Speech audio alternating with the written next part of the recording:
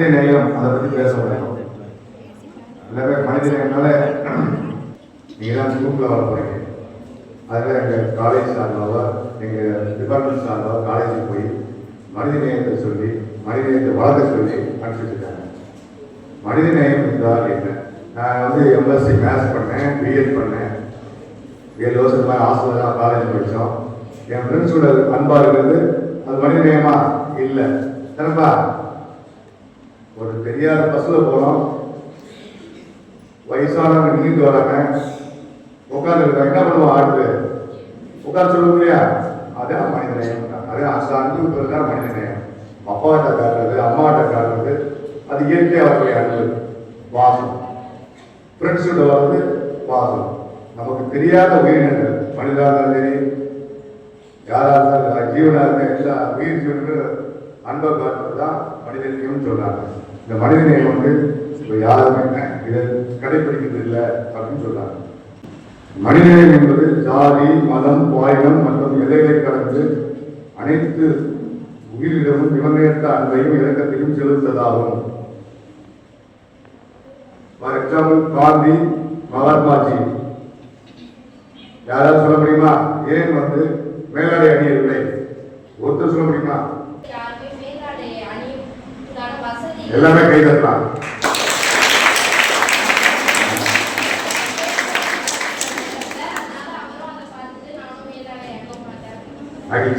எந்த ஊரு, எந்த இடம்? மதுரை மாவட்டம் பக்கத்தில் மேலூர் கிராமத்துக்கு போறாரு. அங்க இருக்க மக்கள், உலக மக்கள் என்ன பண்றாங்க? மேலாடை இல்லாம எல்லாமே விவசாயம் பண்றாங்க. அதை பார்க்கறாரு, கேட்கிறாரு, இங்க எப்படிதான் பண்றாங்க. அதுல இருந்து என்ன பண்றாரு? மதுரையில சமூக வச்சு உறுதி எடுத்தாரு.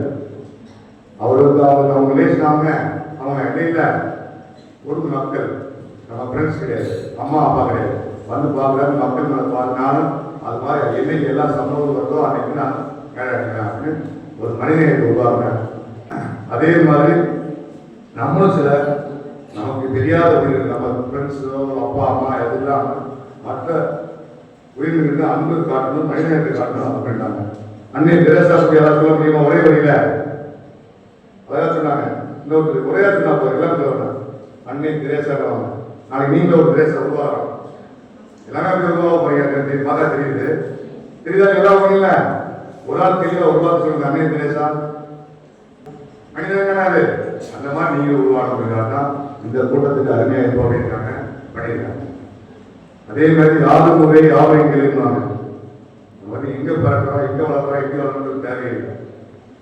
நம்ம மக்கள்கிட்ட, உயிரினங்கள்கிட்ட, நம்ம நட்பு கிட்ட மனிதர்கள் வாழணும். ஒரு 4 கருத்துல சொல்லணும்னு ஆசைப்படுறேன். தமிழ்நாடு சார்பாக நடந்துகிட்டு இருக்கு. இப்போ பார்த்தீங்கன்னா எல்லா டிபார்ட்மெண்ட் ஸ்கூல்ஸ்லாம் நம்ம போட்டியெல்லாம் நடத்தி அவங்களுக்கு பிரைஸ் கொடுத்துருக்கோம். இப்போ மனித நேயம்னா என்ன உங்களுக்கு எல்லாம் பேசிக்க தெரியும். மனித நேயங்கிறது சமூக நீதியிலிருந்து வந்திருக்கு. சமூக நீதிங்கிறது இப்போ காலகாலமாக பார்த்தீங்கன்னா இப்போ 2000 வருஷத்துக்கு முன்னாலே நம்ம ஒரு இந்த சமுதாயத்தில் எந்த மாதிரி ஏற்ற இறக்கம் வந்திருக்கு மற்ற கண்ட்ரிலாம் கிடையாது. நம்ம இந்தியாவில் மட்டும்தான் இது மாதிரி ஒரு ஏற்ற இறக்கமான ஒரு தாழ்வான ஒரு சமுதாயத்தை வந்து மனிதர்களை பிரித்து பார்க்கறது இது மாதிரிலாம் முறை இருக்கு.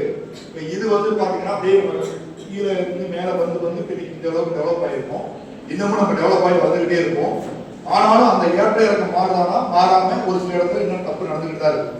அந்த தப்பை கவர்மெண்ட் எவ்வளவோ சட்டம் போட்டு தடுத்தாலும் அதையும் மீறி நடந்துகிட்டு இருக்கு. அதையெல்லாம் மாற்றக்கூடிய ஒரு ஆக்கப்பூர்வமான சக்தியாக தான் கண்டிப்பா மாணவர்களான உங்ககிட்ட, அது முக்கியமா பெண்கள் சக்தியால் மட்டும்தான் அதை மாற்ற முடியும். உங்களால் மட்டும்தான் ஒரு இதுக்கான ஒரு சிறந்த தீர்வை கொண்டு வர முடியும்.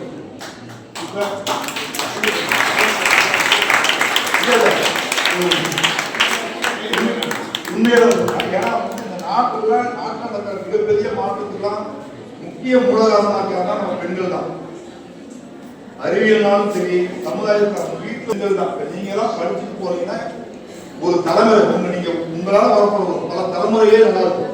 ஒரு நல்ல உங்ககிட்ட இருந்து வர சமுதாயம் அந்த தலைமுறைக்கு ஒரு நல்ல கல்வி சார்ந்த சமூகத்தில் நல்ல ஒரு புரிதலுக்கு ஒரு சமுதாயமா வரும்.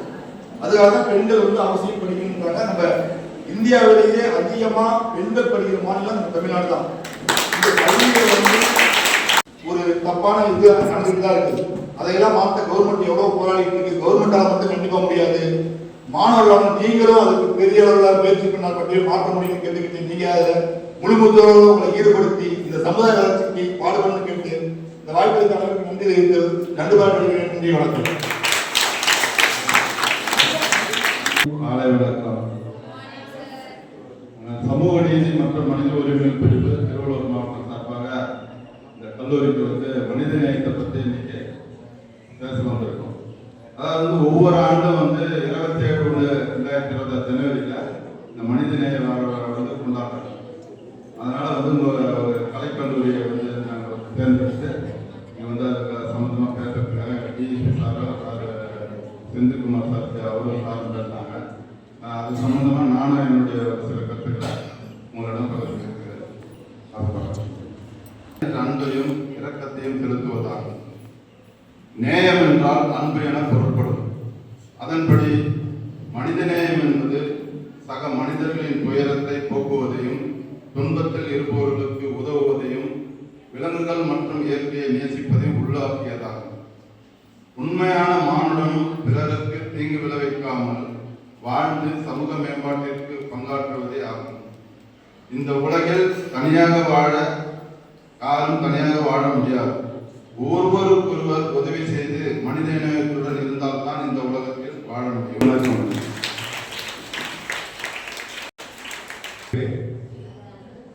அவர் நல்லவராவதும் தீவராவதும் நாளைய அன்னைகள் வளர்ப்பில் தான். உண்மையா பொய்யா? அதனால அதை பத்தி பேச எங்க குழுவை சேர்ந்த எங்க காவல்துறை அதிகாரி அவங்க பெண் சார்பா அருமையா 4 கருத்தை பேசுவார். நடந்ததுன்னா சிஆர்பிஎஃப் இருக்காங்கல்ல டெல்லியில நேற்று வழி நடத்தினாங்களா, அது யாருக்கு வழி நடத்தினா? 26 வயசு ஒரு பெண்மணி என்ன பண்றாங்க, சிஆர்பிஎஃப்க்கு மென்படை இருக்காங்கல்ல 140 பேர் கொண்ட படையை ஒரு பெண்மணி என்ன பண்றாங்க, வழி நடத்தி சொல்றாங்க. அது எவ்வளவு பெரிய பெருமை. நேற்று நடந்தது, டெல்லியில நடந்தது. அந்த மாதிரி நாங்க எல்லாரும் தான் பண்ணோம். ஒரு முன்னுதாரணமா எடுத்துக்கிட்டு நம்ம லைஃப்ல அச்சீவ் பண்ணிட்டு போனோம். இப்போ நான் இந்த ஸ்டேஜ்ல நான் சொல்றதுக்கு என்ன காரணம்னா, நான் போலீஸா இருந்தா நீங்க எந்திரிச்சு கேக்குறீங்க, இல்லைன்னா நீங்க கேட்பீங்களா? யாரோ ஒரு அக்கா பேசுறாங்க, நான் ஏன் கேட்கணும் அப்படின்னு சொல்லிட்டு போவீங்க. இப்ப இருக்கிற காலகட்டத்துல நம்ம யாருமே எந்த துரோகமும் பண்ணாம நம்ம நம்ம வேலை நம்ம படிக்கிற வேலையை பார்க்கணும். இப்போ சின்ன வயசுல உங்க அப்பா அம்மா என்ன பண்றாங்க, கஷ்டப்பட்டு தான் நம்ம படிக்க வைக்கிறாங்க. கஷ்டப்பட்டு தான் படிக்க வைக்கிறாங்க. உங்களை சத்தம் கேட்டீங்க. எல்லாரும் ஒரு கிராமத்துல இருந்து தானே வரீங்க, எல்லா ஒரு சூழ்நிலையில இருந்து கடந்து வருவீங்க. நல்லா படிக்கணும்.